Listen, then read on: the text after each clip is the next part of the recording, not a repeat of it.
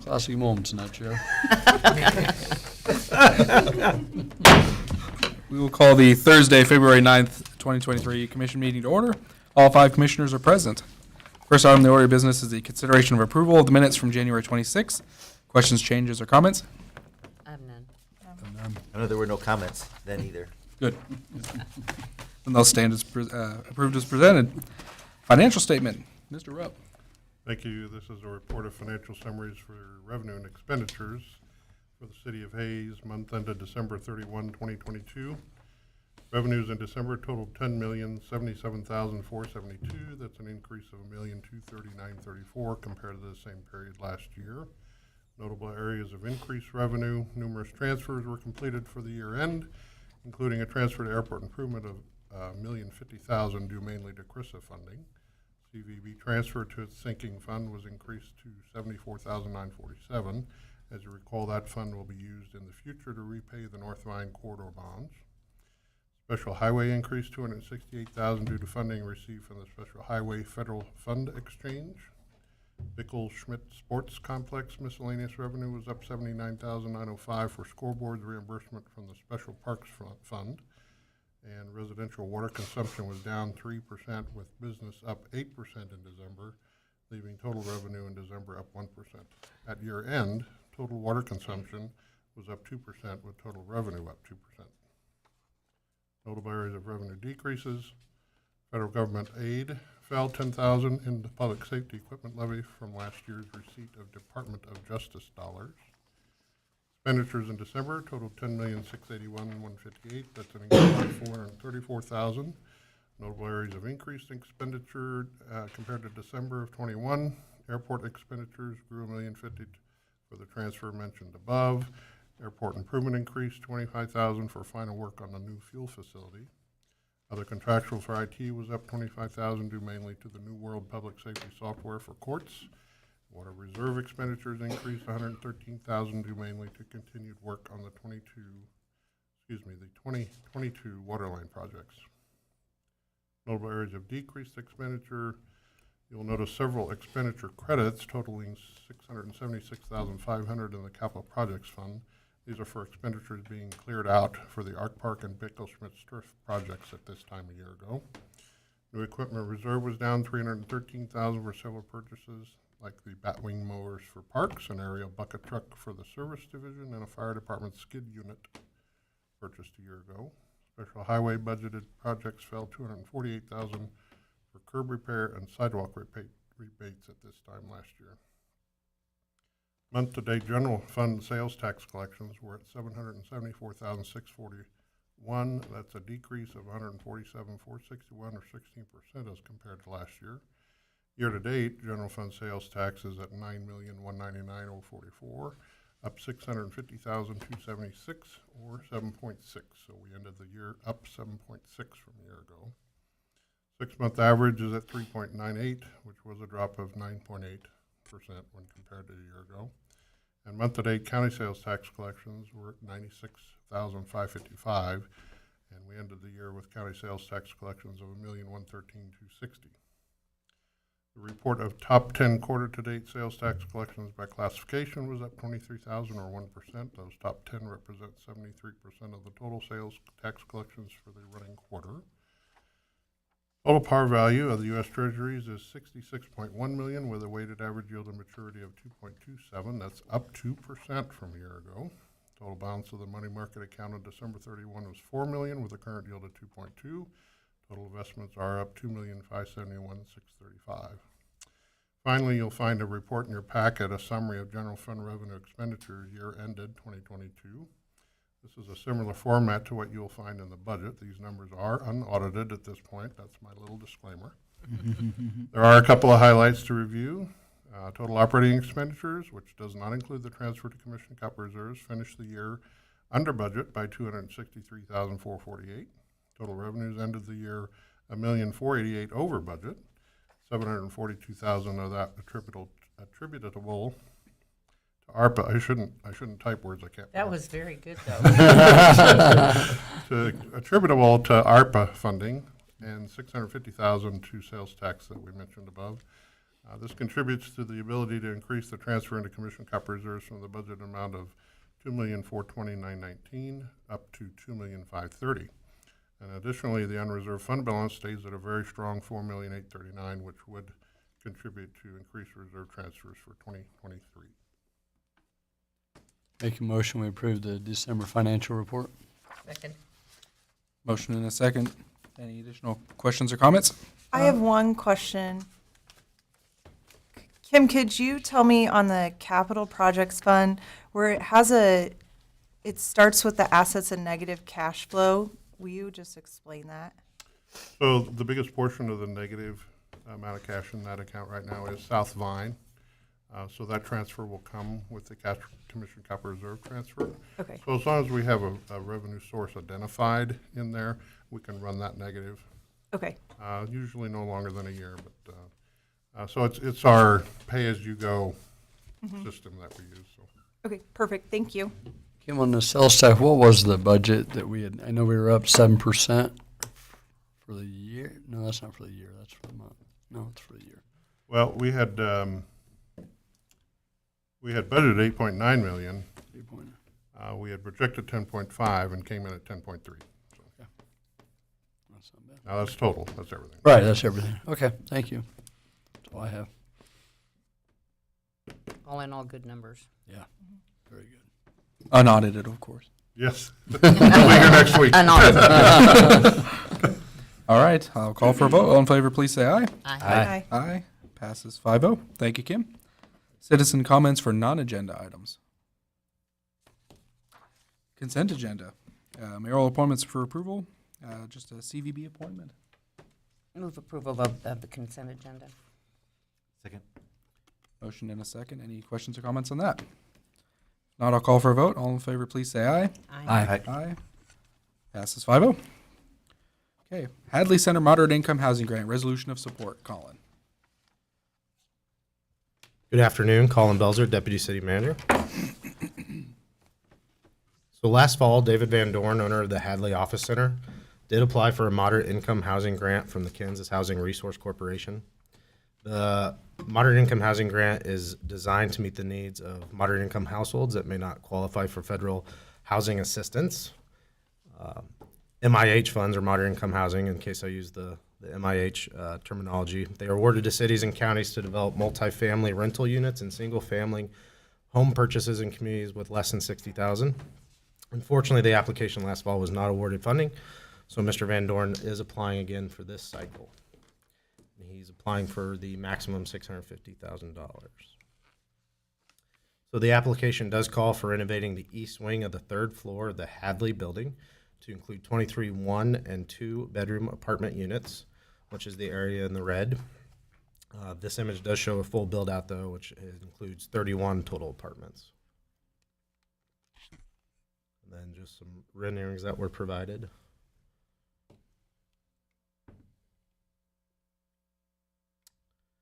So as I mentioned, only cities and counties under 60,000 in population can apply for this. A resolution from the governing body supporting the application is required for a full submittal. Technically, the grant would be between the City of Hayes and KHRC, or Kansas Housing Resource Corporation. And with the grant comes multiple reporting requirements, reimbursement requests, including tracking of tenant income for 5 years. City staff doesn't have the capability to monitor all that, so an assumption agreement has been prepared, which would assign all the grant agreement rights and obligations to Dave Van Dorn. And then there's a personal guarantee that would guarantee the city prompt payment of all payments and performing the duties on their side by the grant. This is the same arrangement that the city has with Frontier Apartments, which is the old St. Joseph School. And this chart up here shows you the income limits for a person to be able to reside in one of these moderate income housing units. There are no city incentives being requested. If the MIH grant is approved, funds would be provided by KHRC upon approval of eligible project costs through the city, and then we would reimburse the developer.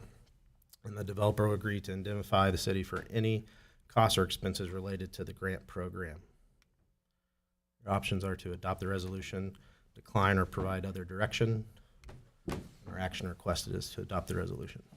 I move we adopt resolution number 2023-003 in support of a moderate-income housing grant application. Second. Motion by Commissioner Jacobs, second by Commissioner Barrick. Any questions or comments for anybody? For me, I appreciate, him doing this and wish you the best of luck once again. I think it's a great thing. It needs to happen. If there's anybody I can write a letter to, I'd be happy to do it. Yeah, we appreciate you doing this, and I think like last time, we're all in support of you and hope you the best. Thank you very much. So thank you. All right, then I will call for a vote. All in favor, please say aye. Aye.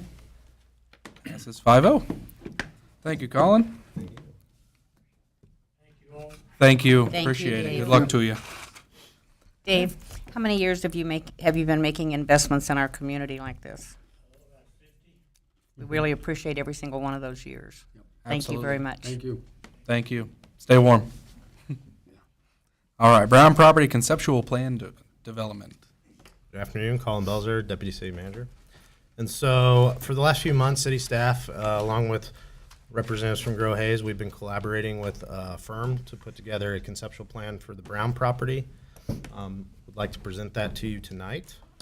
So of course, to provide some history, so the Brown property, as it's maybe informally known among us, is an approximate 90-acre parcel located on the northeast corner of I-70 at interchange 161.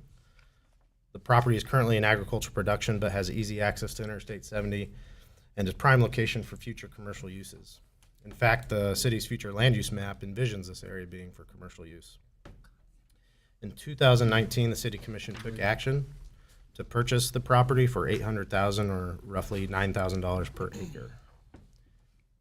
And to give you an idea of what 90 acres can contain, on the right is a rough calculation of an area using our GIS system that includes Walmart, Tebow Village, Hilton Garden Inn, Lewis Automotive, just to name a few. So it contains a lot of retail possibilities. So the reason for the purchase that the commission took the action is cost for commercial land in Hayes can be prohibited. This is a list of current commercial land listings that I found using LoopNet or other real estate websites. And Grow Hayes and city staff have been told by retail consultants over the last year that land costs in Hayes are abnormally high. The selected properties I have here are along important corridors. Some are located next to existing retail. Some have better access to I-70 than others, but they're all what one would consider a commercial opportunity. So unlike most cities in Kansas, Hayes relies on its sales tax and its destination status to collect that to fund services such as police, fire, and parks, et cetera. Traditionally, one hears about communities investing in industrial land or industrial parks. However, due to Hayes' characteristics, we haven't been able to pursue those to a full extent like some others have. And so does Hayes' economic strategy need to put an emphasis more on retailers? Public input from the 2012 comprehensive plan and the recently produced quality of life survey by Imagine Ellis County noted that attraction of retail is a high demand by residents of Hayes and Ellis County. So last year, the city staff did engage the firm RDG Planning and Design to assist with the creation of this conceptual plan. RDG is the same firm that produced the city's comprehensive plan and the latest housing study. And the purpose, of course, is so we can establish a vision that we can be, again, sharing and staff can be working towards in order to develop this in the most productive, useful way. So this is the concept that came out of our collaborations. It's a highly mixed-use development that emphasizes density, making development costs more effective and efficient, addresses the need to diversify the community's housing stock, adds retail and commercial space, and it's all connected within a one community. It does need to be noted that this is a long-term vision for the property. It would take many years to fully build out, but again, it's a vision we can begin sharing. So how was this plan created? RDG took the results from the recently conducted housing study that found for the city of Hayes to achieve 1% annual growth by 2030. That would take 817 new living units That equates to 127 acres at a minimum. The study actually recommends additional land to provide more options, but you would at least need 127 more acres. Then, of course, there's the old saying that retail follows people. Therefore, to estimate the needed commercial space in the future, there were two methodologies used. One was population proportion, which uses population as your constant, that you need so many commercial acres per 100 people.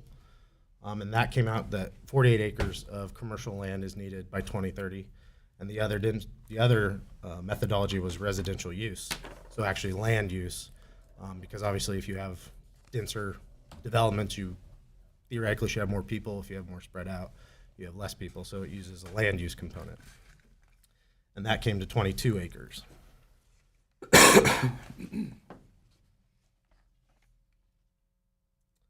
So the framework that was used to create this concept included the following policies: mixed use, so horizontal and vertical integration of different uses in the same buildings and neighborhood. This promotes density and efficient use of land, making development more cost-effective and efficient. A variety of housing, so residential buildings should provide options, which is something the housing study identified. Connectivity, the street system should connect to all parts of the development along well-landscaped streets that are designed for slower movement and the comfort of pedestrians. Effective stormwater management, the drainage ways within development should be properly buffered and offer open space and trail access. And parking is a necessity. So parking should not dominate the development as done on smaller scale than historic large-scale retail and office developments. This allows allowing on-street parking to count towards residential parking requirements. So here's an overall picture of the site with the identified uses that are demarcated. The site does have approximately 12 acres of commercial land, which is 25% to 50% of the commercial land acres needed by 2030. That was identified in when I said 22 to 44, I believe. And then there are also almost 300 living units shown in this site as well. So about 37% of that 817. So more detail, you can see right off the northwest corner of the property adjacent to 27th Street and Commerce Parkway is a convenience or auto gas station. Heavy retail would be adjacent to 27th Street, and it would house a variety of retail. Kind of think of an outdoor shopping center. That's approximately 3 acres. And in conversations with Grow Hayes, the availability to find acceptable buildings for certain large-scale retailers is difficult. We have limited second or third generation stores. And of course, there's the land component that was already mentioned. And then they show mixed use, which would house retail, office, and residential, and that's shown here at 5.5 acres. Small scale retail, such as a bank or restaurant and a selection of hotels adjacent to the stream corridor and aesthetic center of the property, are proposed for roughly 3 acres. A variety of office space and small scale multifamily, so duplexes, triplexes, et cetera, which would consist of approximately 58 units. And a multifamily apartment complex, which would here is envisioned at 160 units, and townhomes at 76 units. But of course, this is all a conceptual plan, gives us the guideline to go by, and these things can vary. Lastly, connecting the entire development so it's an inclusive community where walking paths, open space, and public art. So one thing about the Braun property, it does not currently have infrastructure readily available. Water and sewer is estimated to cost approximately $4.8 million to extend to the site. Economic incentives such as TIF or CIDs have always been envisioned to help pay for that cost.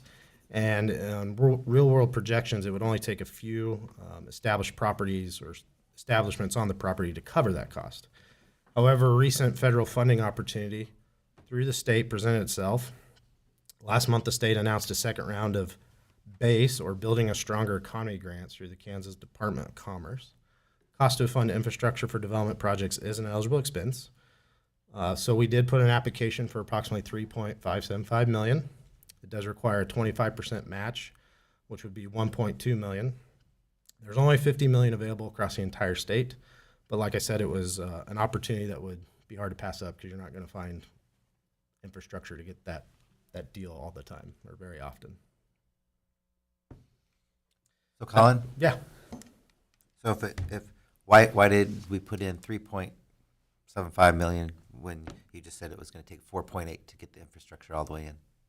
4.775, I rounded, and then the 25% would be 1.2 million. Okay, so It's a 75-25 split. okay, so I thought I was assuming that if you asked for 4.8 million, you'd have to pay the million. Okay, I got it. Understand. Okay. We're there. Thanks. Nope, no problem. This is the same grant that Grow Hayes got for their microfactory. So as the governing body continues to position this site for future development, there are a few tasks that could be pursued if desired by the commission. Preemptively annexing or rezoning the property, using the conceptual development plan to begin platting the process, or proactively establish a TIF district. However, for tonight, we're just asking for your approval of the proposed conceptual plan development. And of course, here are your options. And action requested is to approve the Brown property. I didn't put a picture of it back up, but I'll back up for you. We'll do that one. I'm going to state my understanding and just make sure that, that I'm thinking through this in the right way. Conceptual plan doesn't tie us to anything. It gives us the opportunity to talk to developers and show them what's possible on this property. It may well look like that, you know, write it down, draw it up, wish it would be so, but it gives somebody an opportunity to see what it could look like. As I was looking through it, it seemed to make sense to me that maybe there was two developers that could be interested in this. One that would be doing some housing, which I think we have some interest in somebody building that kind of housing in another location at this time, and then the other side being commercial development. It seems to me it's a really proactive step to be able to lay down in front of developers that Grow Hayes or anybody is talking to at any given time to say this is what it can look at, and then it becomes a puzzle. You know, you pick one piece out and move it here, and one piece out and move it here, and all of a sudden it can happen. I don't know. I've never had the discussion or the opportunity about moving forward with annexation, but if we could get it all done that way and have infrastructure in place, it becomes that much more attractive. I brought those up as something that could be discussed in the future. So, you know, if that's something the commission would like to prepare and beyond this conceptual development plan's future, those are things that the commission could do. I like it. Good work. Can you go to the cost per acre?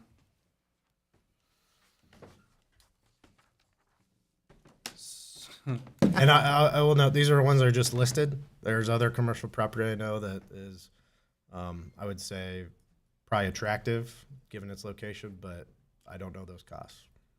So we spent, in 2019, this was obviously before I was here, we spent $800,000 for 90 acres. And there's a property out there wanting almost $900,000 for 1 acre. Per acre for that property? Per acre, yeah. Well, is it located on El Dorado, the city of gold? It's also an asking price. It doesn't mean it's a getting price. Oh yeah, I guess I could ask $2 million for my house. It's definitely not worth that, but I could ask for it. That's those prices to me are just. I don't. Maybe that's why they have it and I don't, but I just don't understand how that is. I don't even know. It almost makes me speechless how that even works as a good business model of dropping that kind of money before you even have any infrastructure there. Like you said, to get infrastructure out to where we're at is $4.8 million. Infrastructure to a lot of these other places that are undeveloped is going to be at least $1 million plus, depending on where you're at, because then you got to put in, roads and streets, water, sewer. You have to get everything put in there, and most of these retailers want like $15 a square foot or something like that for their properties that they want to develop. There's no money to be made for them. So why would I want to go to something like this? So the last time Commissioner Musil was mayor, he's the one that initiated the cold call, but we had reached out to a developer that had done a large-scale commercial development in what we would call a Pier City. And it was recent, and they had some interest in Hayes, and so we opened up a dialogue with them. And there were 2 properties on North Vine Street they were interested in. And based off of the development they did in a peer city that had a bigger market, so they could have, they could have a little bit bigger budget. They had a land budget of, I believe it was $175,000 their land budget. And one piece of property they were looking at, the asking price was $290 something, and the other parcel was $680 something. That was the 2 parcels, and it was a non-starter for them. That's a per acre price. And now those parcels aren't included in this because they aren't listed right now. So Colin only got listed prices. But that was just an example, and that was what, 5 years ago, Sean, of the disparity in a relatively similar peer community and what land could be purchased for versus here. The only drawback to that, as I remember the conversation, is, if we do this, it's gonna have to be something big. Because they didn't want, when we said, well, go somewhere else, and like, why would we not want to be on Vine? Because there's nothing else out there. But if we did something like this, I think it would be more attractive. You get a lot going on out there instead of just a little bit. Yeah, we had a follow-up conversation with that same developer about this property. And what would your interest be in this property? And they were pretty honest and said it would be in the future, and it has to be heavily incentivized because anybody's going to have to be the pioneer out there. Honestly, that interaction is kind of that, and then Colin's recent work with the Star Bond stuff, as he's been investigating the Star Bond opportunities. That kind of led us to, the attitude that we have to get something on paper.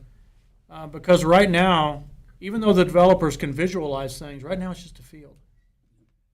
It's not this. This is something. This is something to look at. Now, Sandy's right. It may not look like that when it's done. And you can always adjust it and make modifications as you go along, but as long as you're making sure things fit, within the overall framework, you're doing what's right. This helps us, and Colin mentioned, the right small-scale applications could help fund the initial infrastructure over there. Right. And now you've got not only infrastructure, you've got a plan, but you've got something there. And now there's something there, and now that starts creating its own gravity, and it's easier to do something. Walmart started with, or not Walmart, North Vine started with a couple businesses, and then grew. There's a point where there really wasn't anything up there. Something that might come out of this in time is, I think you talked about it, Mayor, the road kind of behind Home Depot being, I know it's county, city area and stuff, but it might all kind of go together eventually, because, there's a lot of people talk about they want that, paved and stuff, but it's hard to really. Yeah, This when would you think justify about it. how much Yeah. a mile, I Right. think we How do you justify it? But you get something like this, to me, it should go together. And it almost. fits within our comprehensive plan of what we're doing Right. and why we Land use. redesigned the extraterritorial jurisdiction the way we did, because this is where we're growing. This is prime in the spot of where Hayes is going to grow. And if we can tackle this east interchange, I think it'd be awesome. I think it's going to be great. those of you that have been around as long as, in the commission, long as I have, not as long as I have in the world. My goal was always to have more entries into our city, and more, it's like Salina, you go down 135 and you've got 4 different entries in the city to 4 different parts of the community. And I think this absolutely should be it. I think it should absolutely be considered as maybe a partnership with the county to finish that road down Commerce Parkway and 41st. It's another entry into the whole of North Vine. Yep. But to have this here, Yeah. not just thinking of North Vine. And, to your points, Mason, how do they do it? Thus incentives.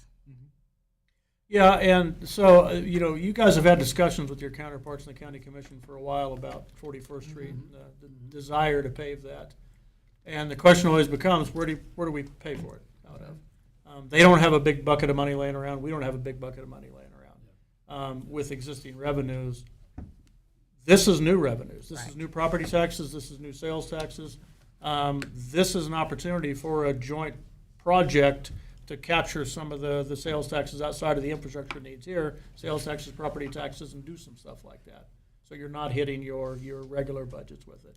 So it does create some good opportunities to connect those corridors. Well, the fact that it's got almost 300 living units, just Oh, that's huge. phenomenal. And I think we're going to have to do something big.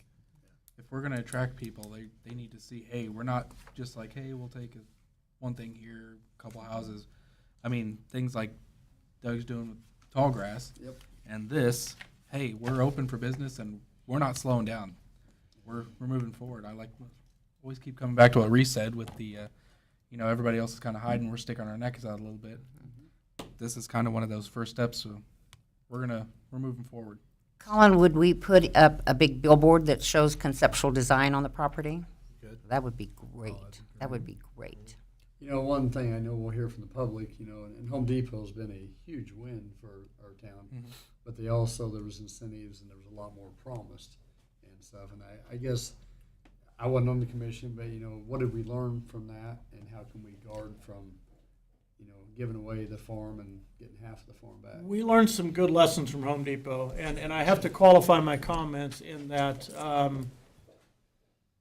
we got the bare minimum of outcomes that were promised with that development. So we made out in a positive, on a balance sheet, we're positive there. And it's been a win. Yes, we gave incentives, they paid off early, it's created sales tax, property tax. The promise was, or the issue is what we were promised was going to happen didn't happen, the full build out. And so there's a situation where you have a landowner that had used incentive to create viable lots, water, sewer, streets, we're done with incentives. And yet those lots aren't being turned, and those lots are being asked very high prices for, and the developers come back and ask for more incentives to help build on those lots. So what we learned off that is to view the incentive district as a whole and get the outcomes defined as a whole, so you only come to the well once. And then once you get your incentive package, the burden is on you to make something happen. And so there's where I think we learned something here.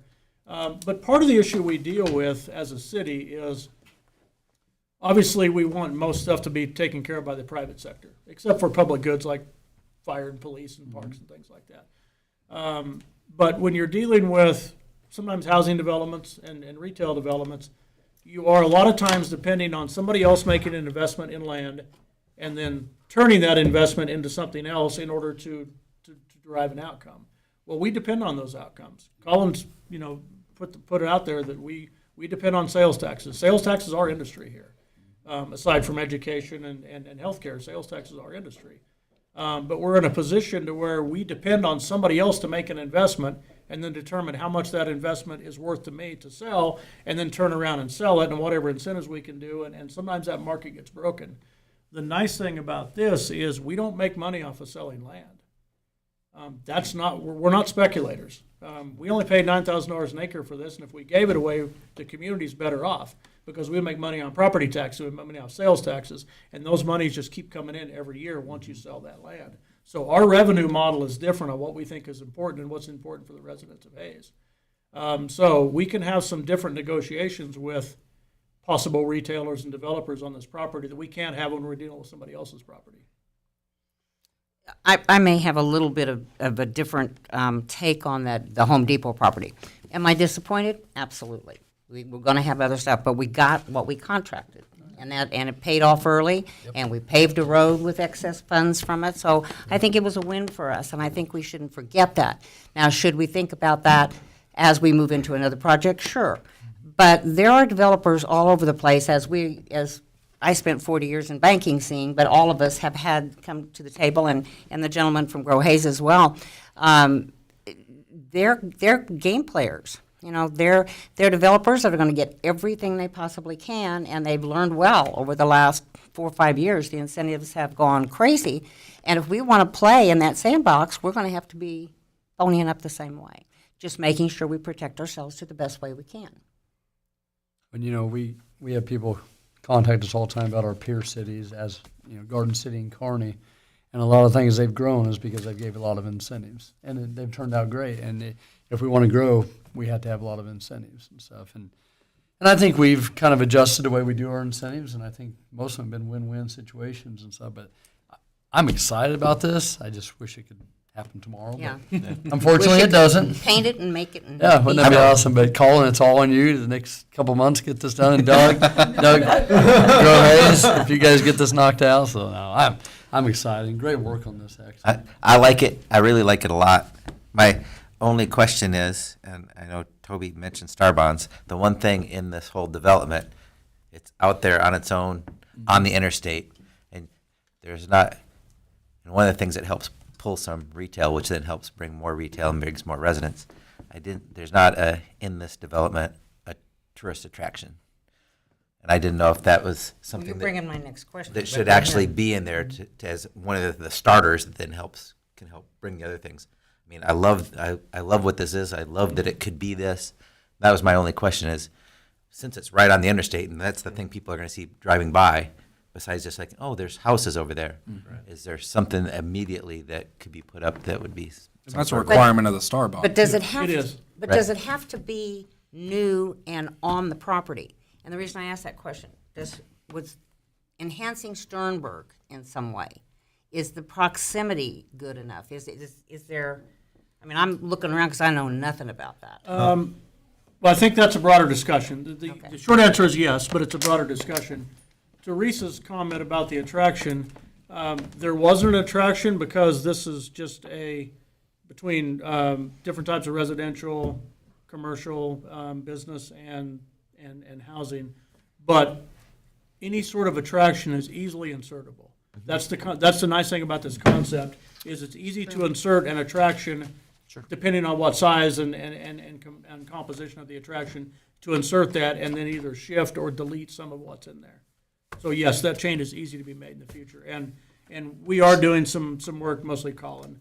I slept through my planning classes, my urban planning classes. He got a master's degree, so this is all on him. But he is working on some stuff that we're going to come back and present to you about options that could involve some attractions and creative ways to pay for infrastructure. And that is conversations yet to come down the pike. Put a casino in the corner there.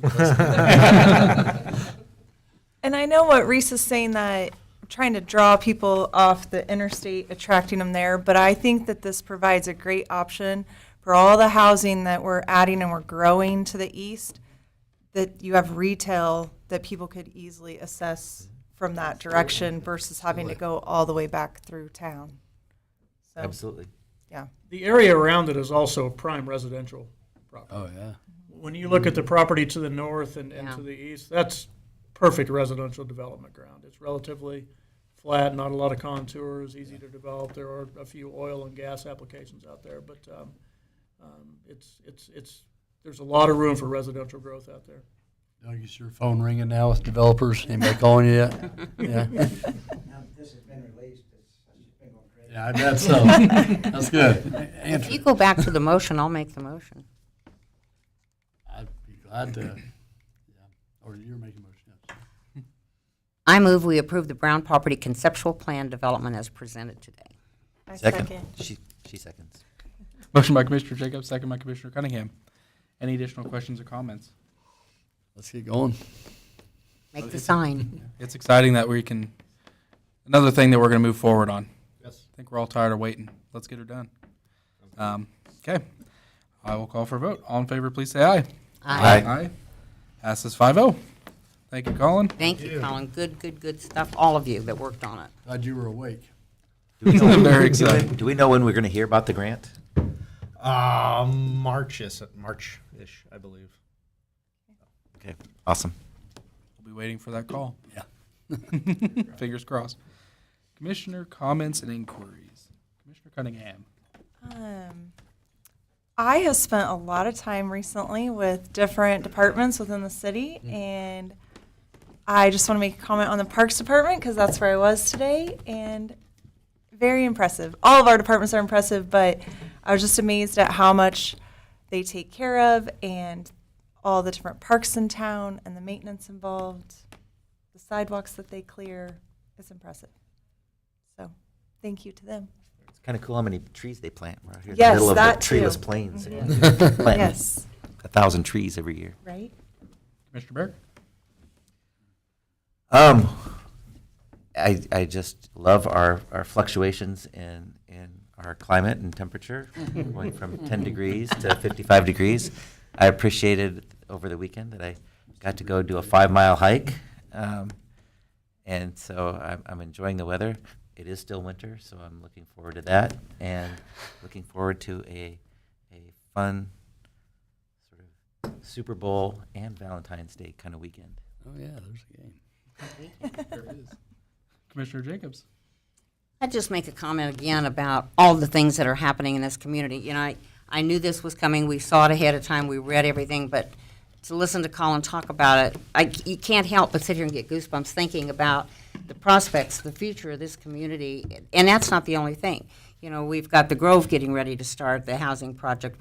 I just read today where the 4th and 4th Street units are starting in March. I think Michael is ready to start on those. There is so much happening in this community. And all the years I was in banking, when I'd go to other communities, they would always say, what is going on in Hayes? Why is it so good? And I'll still live with the same words I used to say. This community is full of a bunch of can-do people, not people that say we'll never make it happen. So I'm really proud of this community and every one of you in this room that's worked on all this stuff. Thank you. Vice Mayor Musil. My vice, I thought it was just regular. No. He's the mayor of. You're special. Oh, thanks, man. He's in charge of Vice. I actually couldn't agree more with what you just said. I just also want to tell everybody happy Valentine's. A lot of stuff going on in town this weekend, and I think there's a game going on Sunday. Some somewhat local team playing. Not my team, so I'm not going to say the name, but good luck to them, I guess. But yeah, good stuff tonight. That was you look at this and it's looking forward to our future is exciting. So. Don't worry, I'll say the name. The Chiefs are going to win the Super Bowl this Sunday against the Philadelphia Eagles because that's just how it works.